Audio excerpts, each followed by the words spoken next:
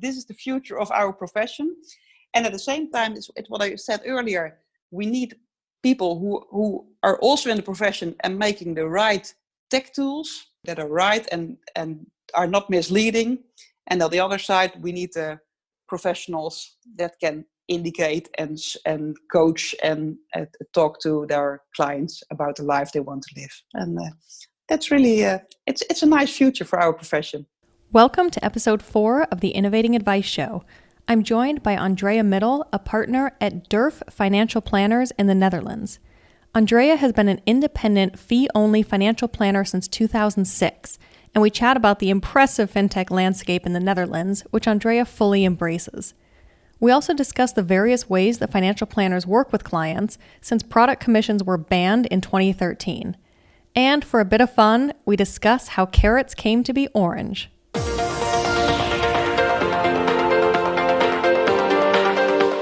You're listening to the Innovating Advice Show, and I'm your host, Kate Holmes, bringing you the global pulse on financial services innovation, featuring financial planners, financial advisors, and related professionals from all corners of the globe. Let's dive in.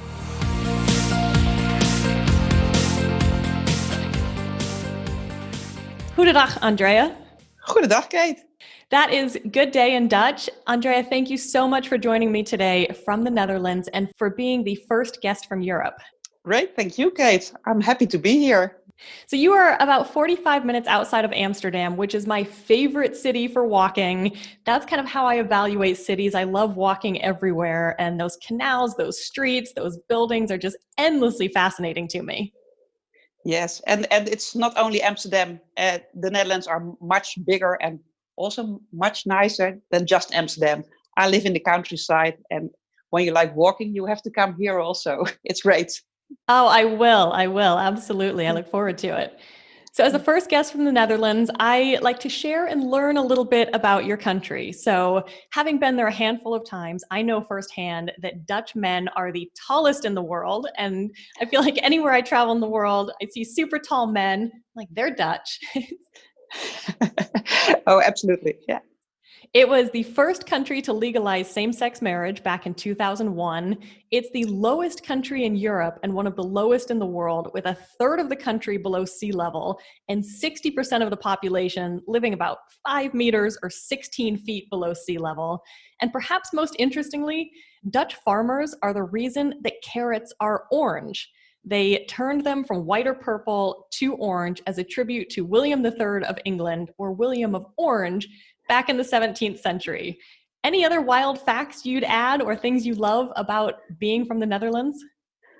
Thanks for that fact, Kate. I didn't know that, because orange is really the Dutch color of the Dutch soccer team and all the Dutch sporting teams, because of the name of the royal family. It's the Orange family, and it's still the Orange family. So there are many facts to share, but the Netherlands is a nice place to live with big men, but also wonderful women. Yes, I echo that. Absolutely. So it's a small country, but with more than 17 million people, it's one of the most densely populated in Europe. So let's start with, can you share an overview of the financial advice and financial planning market, including consumer awareness and what the majority of businesses look like for serving clients? Yes, I will. When we just talk about the financial planners in the Netherlands, we have about 3,000 certified financial planners in the Netherlands. And it's maybe a bit different from the financial planners in many other countries. What we see a lot in the Netherlands is that financial planners are specialized in one part of the financial planning, just being a mortgage planner or a divorce planner or an asset planner. We preach the holistic financial planning, but in the Netherlands, many financial planners are specialized in one part of the financial planning and take the rest also a little bit. I think that's something special for the Netherlands. And what we also see is that in the beginning years of financial planning in the Netherlands, it's about 25 years ago, I think 80 or 90% of the financial planners worked at a bank. It started from the banking, but when we see it now, I think about 30% of the financial planners work at the bank. and many work at an insurance company or work independent or at a smaller office. And that's something really changing in the Netherlands. That's just the financial planners. Then we have a big group of financial advisors. I think it's about 10,000 financial advisors. They are often mortgage advisors. And we have in the bottom line legalized advisors. And in the Netherlands, we have the law, it's the WFT, the law financial, is the oversight of the finance markets. And you need to prove to the law that you are an advisor. So many advisors just have the advisory level at the bottom, at what's obligated by law. So we often think in a pyramid. It's the level of legalized advisors, it's the general advisors, and then the top of the pyramid, it's the financial planners. And that's really interesting, thinking about financial planners and especially having 3,000 certified financial planner professionals, but having been trained in all elements of financial planning, in holistic advice.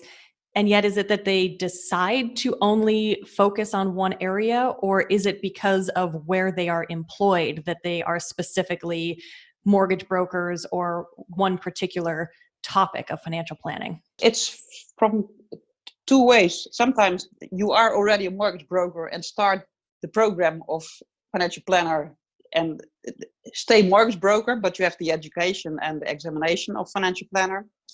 But it's also that some people find out following the education of financial planning that one part is interesting more than another part. And I think when we look in the Netherlands, maybe a few hundred of the 3,000 are really holistic financial planners. They are planners who are doing everything. It's mortgage, it's asset management, it's but it's so much. It's tax, it's estate planning, it's income planning, pensions. It's so much to do it all. And I think that's the reason why people have their own favorite parts of the financial planning. Yeah, well, and it's great to have that knowledge. So even, sticking with being a mortgage broker or mortgage planner, having the knowledge of making sure that people are buying a house that they can actually afford and understanding cash flow and understanding all of the elements of their financial life. Are those people using those elements in working with their clients? Yes, and I think it's very useful when, for example, the mortgage planner, there are many in the Netherlands, the mortgage planners that are financial planner too. They don't just look to the mortgage. They also talk about the risks of dying, becoming ill, or live long. So what happens to your mortgage when you retire? Can you still pay it? So it's an holistic way of looking to mortgage. So it's nothing wrong with a financial planner who is specialized in mortgage advice. I think it's very valuable when a mortgage advisor learns to think much broader than just the mortgage. And for example, in our practice, we do the holistic advice. We do everything: income planning, asset planning, estate planning. But at the same time, we cannot be specialized in everything. So doing everything means that I need a network of specialists around me, and I'm happy to have them. And they are also financial planners. So we speak the same language, and I can call a mortgage advisor or an insurance advisor or an asset manager to help me through the more detailed part of some stuff. So it's good. I'm happy with that. Yeah. So thinking about it from the consumer perspective, are those advisors that specialize in any one area, are they holding themselves out as financial planners primarily, or do they hold themselves out as being specific to that topic? No, I think they are holding themselves out as being specific, divorce planner, mortgage planner, or something like that. And it's not the whole group of 3,000 financial planners in the Netherlands or 3,000 certified people in the Netherlands who have on their business card financial planner. I don't think so. I think it's maybe a few hundred who have on their business card, I'm a financial planner. There are much more that are certified for financial planning. Yeah, that's good. So if a consumer is aware of financial planning and they seek out a financial planner, they can be confident that those that hold themselves out as a financial planner are in fact doing generally that broader financial planning. Yes, exactly. And even when they see it's a mortgage advisor with the credential CFP, it means that that mortgage advisor is able to think broader than just a mortgage. But I'm not sure that a consumer looks that far. But when a consumer asks me, do you know a good mortgage advisor for me? When one of my clients asks me, do you know a good mortgage advisor? I will always say, yes, look at a mortgage advisor with a CFP credential, because that he is specialized, but he is not so specialized that he's not thinking broader than just your mortgage. That's really great. I like that. So often we see all kinds of people throwing out the term financial advisor or financial planner without actually having that knowledge and capability of truly either collaborating with another professional or understanding a client's situation beyond their area of expertise. Yeah. So what about business models in the Netherlands? Is it run by commissions? Is it fee only? Assets under management? What are some trends there? In the Netherlands, we have a ban on commission, so there is no commission anymore. So all financial planners work on an hourly fee or with assets under management. Wow. A fee for assets under management, and there's a commission ban. So, and it's already for, I think, 6 or 7 years, for longer now, maybe longer. In one way, it was very good. I'm glad with it, with the commission ban. But at the same time, something happened, and I'll come back to your question about the business model. Yeah. Because what happened is that consumers realized they have to pay for their advice.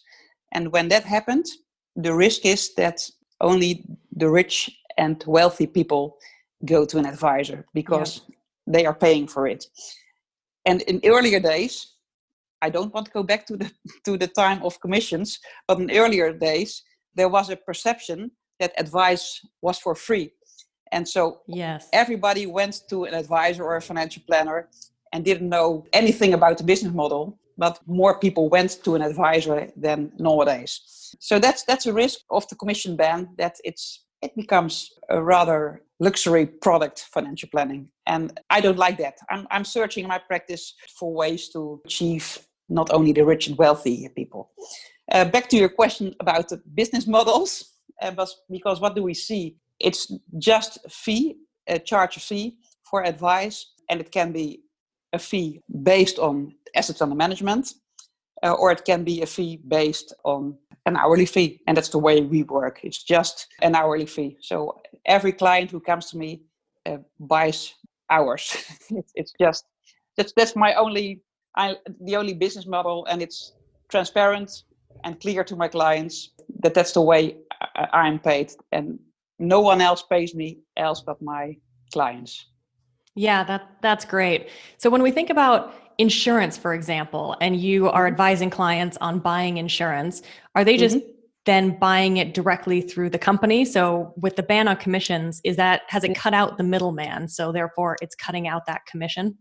Yeah, the ban on commissions is on insurances. It's on life insurances is the ban on commission, but there's no ban on commissions on insurances for houses or health or that kind. There's no ban on that kind of insurances. But for example, when I advise to one of my clients, you need a life insurance, or you need to save for your pension, or to do something like that, I write a recipe. That's the best way to say it. And they say, what you need is to have a life insurance for 100,000 euros for 10 years. And it can decline every year within 10,000 euros, for example. And my client can buy it himself, for example, on internet, by execution only providers, or he can go to his bank or to his insurance company or to his broker or wherever he wants to buy that product, and he can come back to me and show it to me. Is this what you mean, Andrea? Here I have the insurance. I say, oh yes, this one is a bit expensive, or yes, it's good, or it's not what I meant, and mostly I can say yes, that's what I meant. Go on, and you can buy it. So that's the way we work, and I really like that because it's very clear that I'm not selling financial products. I'm just selling the advice. Yeah, and you mentioned that happened 6+ years ago, and that's a trend that we're continuing to see around the world is either phasing out commissions, banning commissions. And so as we talk about the future of financial advice and the evolution of financial planning, that's one of the things that's really important for advisors and planners out there that currently rely on commissions. Regardless of what country you're in, this is a change that could happen at some point. And so being prepared and maybe even having a plan B for your business model, starting to make sure that you're providing additional value so that if that happened where you live, you're not suddenly out of a job. So what did happen to all of those life insurance providers? Yeah, I think we can split it up into two big groups. It's more complicated than that, but to keep it simple, I think there's one group who went to the internet part. It's the execution only. It's the ones who really went to the tech zone, selling products by execution only via internet or building calculation programs, or it's the tech group, let me say that. And the other group is more the group that is more the personal advising group. That's the way we went.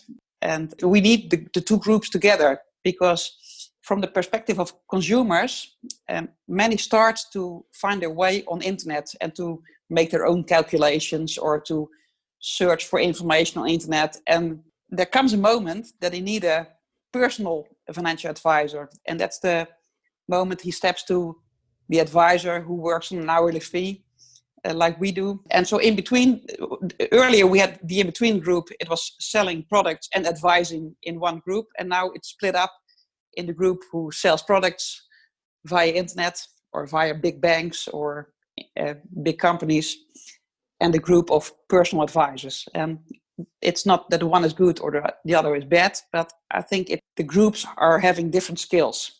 And my skills are more in the personal advising part than in the tech part. Yes, but that's a perfect segue. We're going to dive into learning more about you and your practice. But when I think about the Netherlands, I follow Holland FinTech, and I know the FinTech environment in the Netherlands is massive. There's so much going on there. Yeah. Share a little bit with us about what some of the developments are. Yeah, what I see is that I really like it, that consumers can reach a lot of information themselves on internet, and it's not only by Googling or surfing on to information, but especially people who are employed. They have a pension fund. I think 80% of the people in the Netherlands are having pension funds. And there are big pension funds, and the pension funds in the Netherlands realize that they have to come closer to the consumer. So what are they doing? They are building tooling on the websites of the pension fund, and it looks like financial planning tools. And that's very nice because consumers can go to log in on their own pension fund and say, oh, here's my pension. What happens when I retire earlier? Or what happens when I retire later? Or I can add my assets, or I can add my mortgage in the program. So there is a lot of programs being made in the Netherlands, especially by pension funds, that are financial planning lite tools. So consumers can go to that platforms to make their own calculations and make their own financial plan lite to realize what happens when they retire earlier or later, or they use first their assets and then their pension, or first the pension. And so they can try to find out what happens if they make certain financial choices. So that's really a good evolution happening in the Netherlands, that pension funds realize we have to come closer to the consumers. Yes. And the only way for them is to use very good tech platforms because they cannot reach it personally, all the consumers. So that's happening especially in the Netherlands. And there's also another trend that good financial products are available via internet, and consumers are sometimes afraid to buy it on the internet. Yep. So they ask us as a financial planner, is this a good platform? Can I go there? But the robo-advice tools are becoming better and better for consumers in the Netherlands. So I think it's easy for many consumers, when they have a good recipe from an advisor, to find the products themselves. I think it was this afternoon, one of my clients called me. He said, my life insurance is expiring. What do I have to do? Where do I have to go? and I sent them 2 links of execution-only sites. And 1 hour later, he sent me an email. Thanks for that. It's arranged. I've made my choice, and this is what I choose. And it looked very good. So consumers need to trust that kind of platforms, and that's our role as financial planner. To say this platform is good. That's too new at this moment, this is, and to make sure that consumers can go there. So that are 2 big trends. It's the execution-only products selling is becoming better and better on the internet, and on the other way, there are many good calculation platforms for consumers, especially with their pension funds. So it's and that makes consumers more comfortable with their own financial situation. And that's such a great example of embracing technology. We're still seeing a lot of advisors look at technology, and as you're talking about, they can buy products directly and they can do calculations online. People might be listening going, but that's what I do. That's my current value proposition.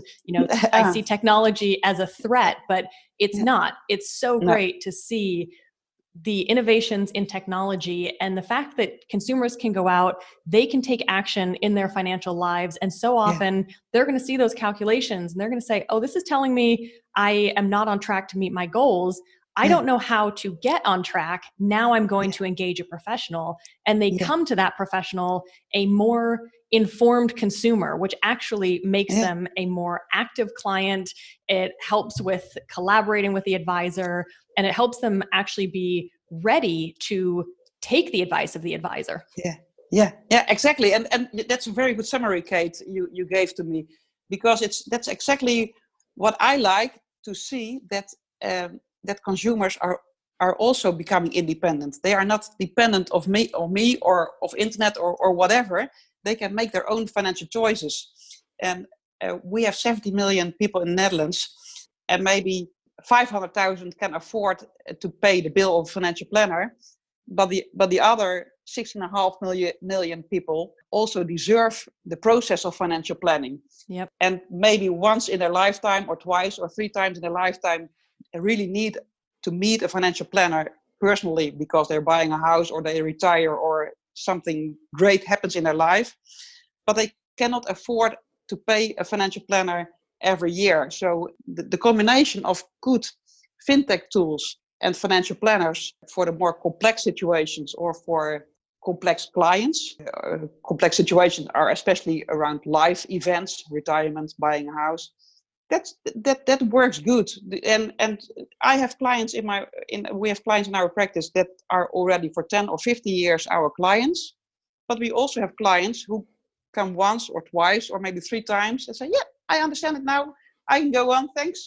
I will come back when I need you, but I'm fine at this moment. And I think that's the way we can reach much more consumers in the Netherlands or wherever in the world when we try to combine the fintech part and the personal advising part together. So that's what I like.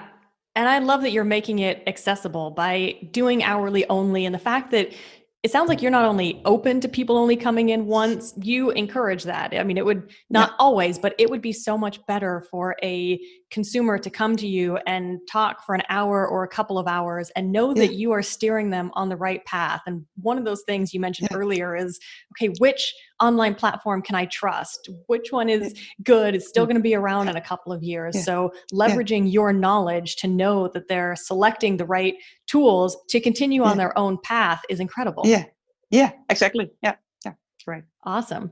So let's shift gears a little and learn about you and the great ways you're innovating advice. And we've touched on a few, but we're going to dive into more detail. So how did you first learn about financial planning and what drew you into the profession? Oh, that's, I think 25 years ago already. After my studying the university, I started working at a bank. It was a traineeship, and you in a traineeship, you learn everything from the bank. And I think it was already the first year I worked at a bank that I really liked the work the financial planners did. And there were just a few financial planners. And at that moment, I was a relationship manager at ABN AMRO in my first job after the traineeship. And as a relationship manager, I think I knew not so much. I was just relationship manager, and I was 23, 24 years old, so I was very young. But when there was something happening, especially in the life of my clients, I asked a colleague, the financial planner, to join me and to make a good advice. And as a relationship manager, I went on with that advice the financial planner made. And at that moment already, I thought, oh, that's a nice job. He jumps in when it's heavy or complex, and he jumps out when the complex part is done. And I really liked that. So that was a reason for me to choose that direction when I worked at the bank, to become a financial planner. But working at a bank in the 90s and early 20s, it meant that you have to have a career. So there was a management development program. So I had to be a manager and a marketing manager and a department manager. But every time I thought, I like to work with clients and to do the financial planning part, but it didn't fit in the program of the bank who thought about career management. And I was not thinking about career management, but I was thinking, what do I like? And for that reason, I decided to start my own business in 2006. And it was also the time that banks in the Netherlands were, let's say, just thinking about shareholders' value instead of client value. And for that reason, I started in 2006 my own financial planning practice. And it was a wild guess because there was no ban on commissions on that moment. But I started as a fee-only planner, and it was hard. So I had to do some other things also to earn some money. But I went on, and 2008 came and the crisis came. But I was glad I started already because I had some clients, and it did quite well. And I think the crisis helped me a little bit when I look back, because many people lose the trust in banks and big institutions and thought, I have to go to an independent planner. And so I searched for a colleague. We went on with 2 persons. That colleague retired. Another colleague came in. And last year, the 3rd colleague came in, and we are now with 3 financial planners. And the planning practice is running very well. And so that's. I still like it. I like the profession it's the technical part of the profession. I like also the calculation, but I like especially working with clients and listening to their stories and trying to helpful and be meaningful in their lives. So yes, that's my career, 25 years. Well, and you're entering a new phase. So you just launched DERF Financial Planners with, you said 2 other colleagues, so 3 of you now. It just went live in January 2020, so brand new. So tell us about DERF Financial Planners, what that translates to in English, and your fabulous slogan. Yeah, I will tell you. I'm proud of it because we discussed with the 3 of us, what do we want to deliver to our clients? And we said we want to deliver trust. We want to give them comfort. We want to help them to make financial decisions that fits to them. And we talk about this dream about our way of working to a marketing professional. And he said it's that you it's not that you say people have to trust you, but you want to give trust to your clients. Yeah. And he came up with the name DURF Financial Planners, and DURF is a Dutch word for dare to. So it's what we say is when you understand what you have, where you're staying, when you understand your financial position, you dare more. And that's what we see in our practice. And maybe you see it in your own life when you understand. That's awesome. Where you are and what you have, what are the risks of making a decision, or if there are risks, and what are the risks. If you understand that, you can decide to retire or to invest money or to reduce your mortgage or to switch your job or to make decisions. And that's what we aim for, is that we help people to make their own financial decisions. And so DURF Dare gives trust is what we say. So that's really a way that you are empowering clients. So talk us through your business model and how you work with clients. Yes, we have, I think, maybe 2 business models. The first one is the the holistic financial planning part, it's clients come to us with questions about where do I end up, what's my financial position, what decisions do I have to make, or they come to us with a specific question: I will be fired, or I want to move, or what do I have to do in this life event, a time of a life event. And then we deliver the holistic financial planning model. And the other way, that's a new way of delivering financial planning to a bigger group, is by reaching out via employers.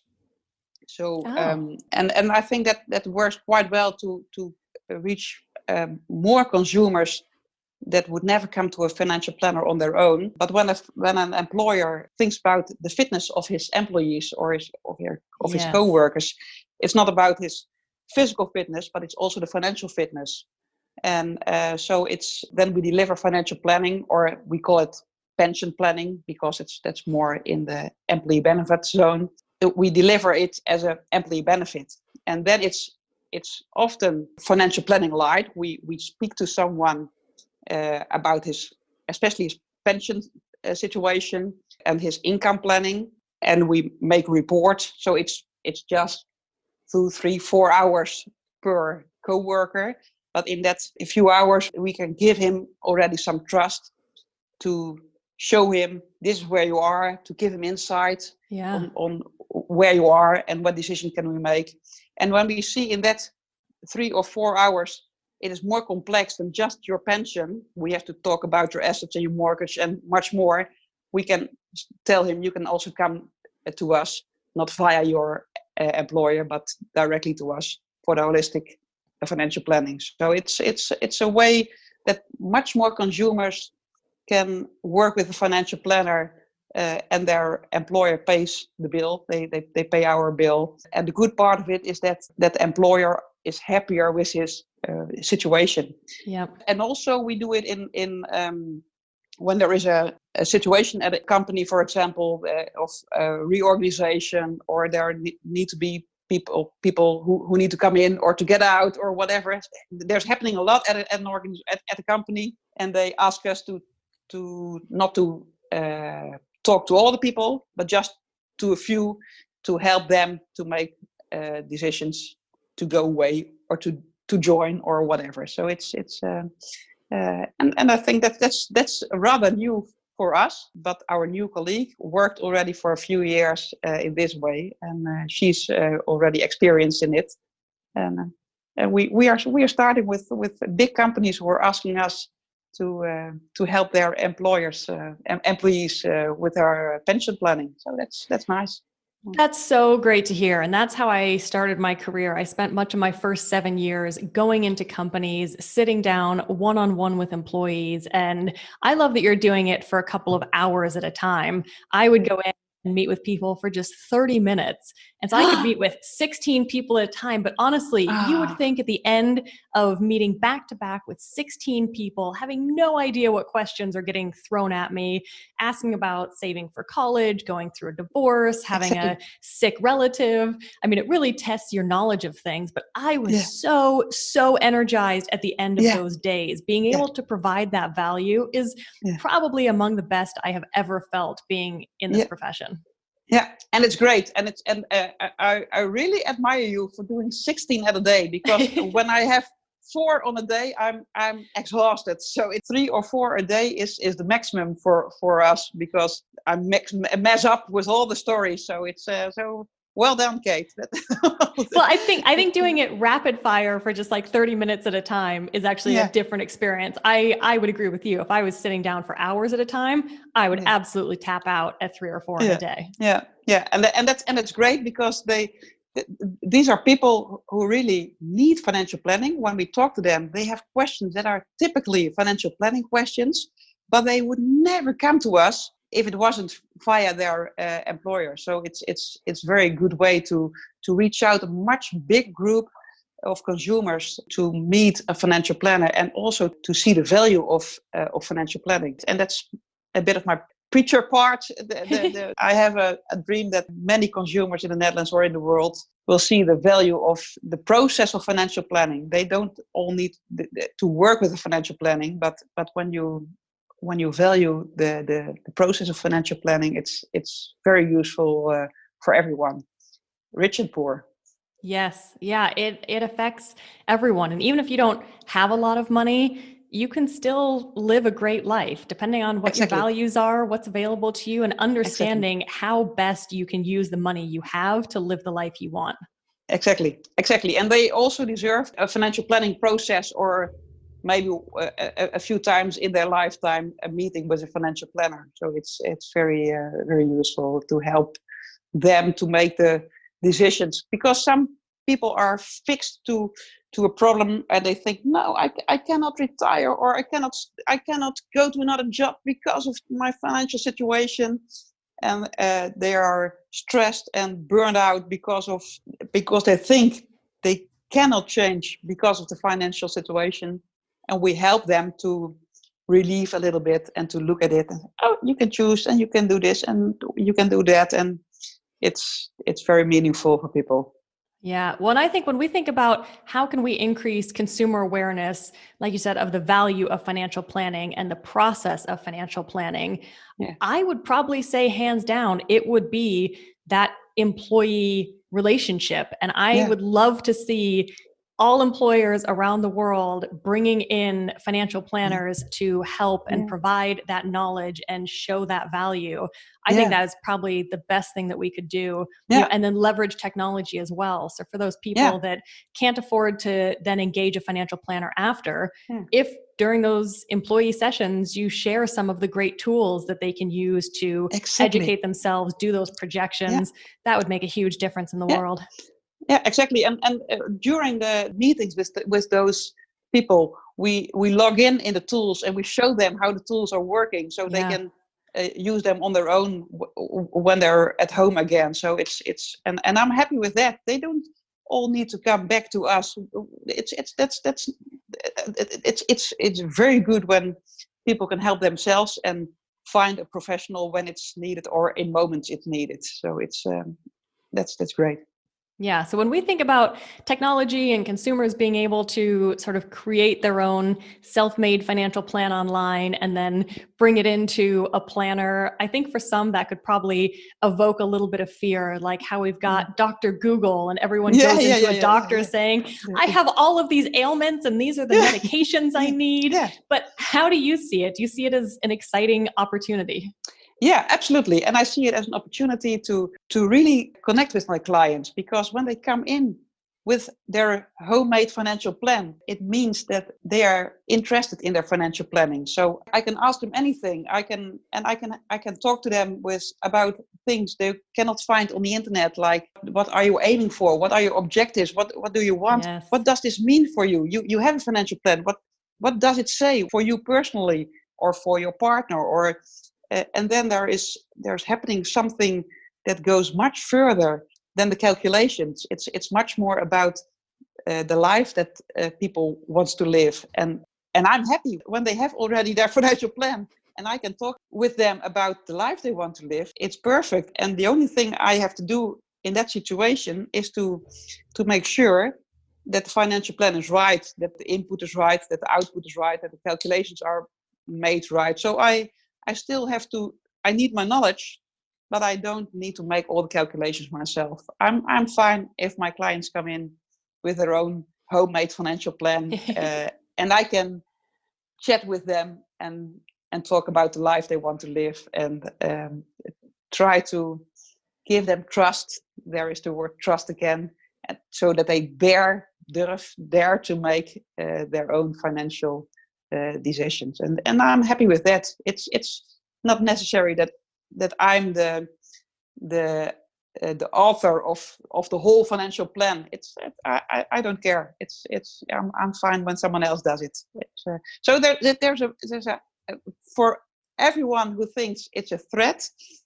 I don't think so. It makes our profession much nicer than ever. It's great. And that right there was definitely the video clip that is going up on social media. That was great. You just kept going and I was like, yes, Andrea, keep talking. Yeah. Okay. No, I hope that it will help you. It's because I really think this is the future of our profession. And at the same time, it's what I said earlier. We need people who are also in the profession and making the right tech tools that are right and are not misleading. And on the other side, we need the professionals that can indicate and coach and talk to their clients about the life they want to live. And that's really it's a nice future for our profession. It's very good. So working in an hourly business model, how does that look in DERF Financial Planners? Is it that someone comes in and you create the entire financial plan and then you're directive in terms of, okay, these are the things you need to go do? Or do they come in on an ongoing basis as you work together to implement the recommendations? We always start, and we experience that works the best with a project as a start. So it's we make an offer with a fixed fee. We when we have a first meeting with our clients, we try to find out what are the questions, how complex is the situation, and we give him or her an indication of the fee to the first process to end up with a financial plan with concrete advice. That's how we always start. And sometimes people say, okay, thanks for that. I can go on with that. And very often people keep going. And then it's an ongoing base. So we start with a fixed fee and we continue with an hourly fee when people come back with questions or need an update or situations changed or laws are changing or markets are changing or whatever reason. So I think when we talk about our financial statement of our company, I think that 50% of the money we earn is the financial plan, the start financial plan, and the other 50% is the ongoing fee base of people who are coming back with questions or updates or whatever.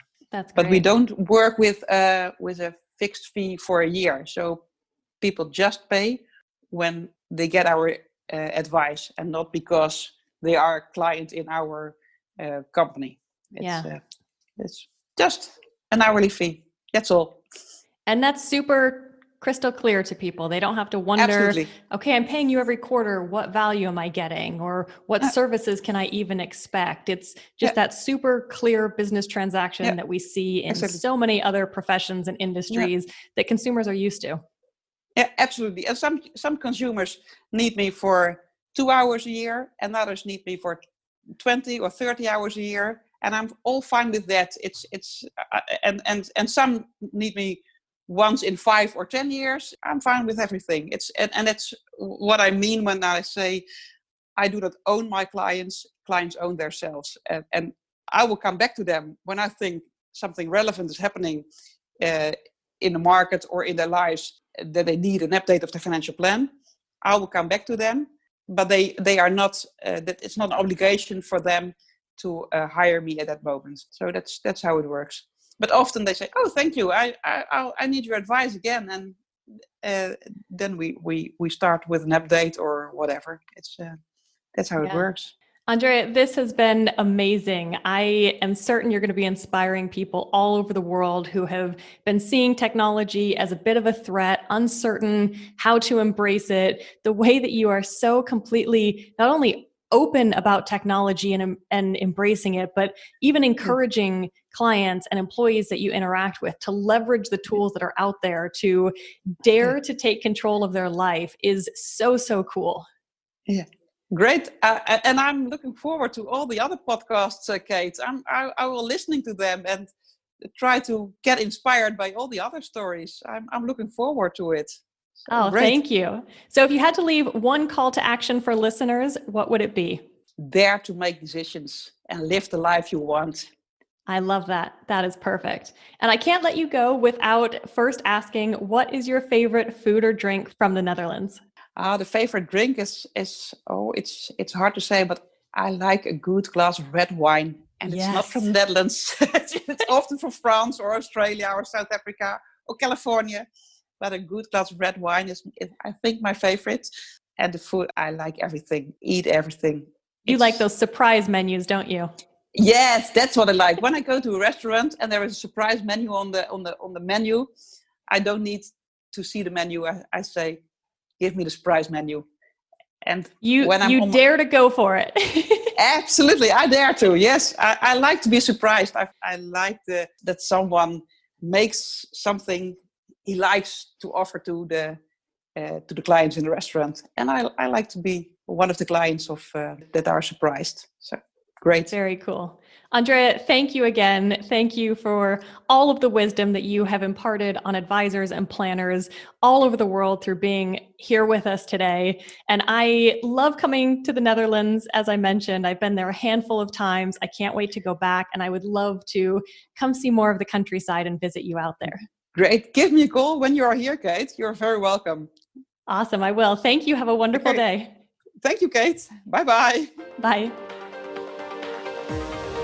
Thanks for listening to the Innovating Advice Show. I would love to hear from you directly about what resonated, what didn't, and what you'd like to hear in future episodes. You can connect with me on Twitter, LinkedIn, Facebook, or Instagram at Innovating Advice, or hop on over to innovatingadvice.com. Till next time.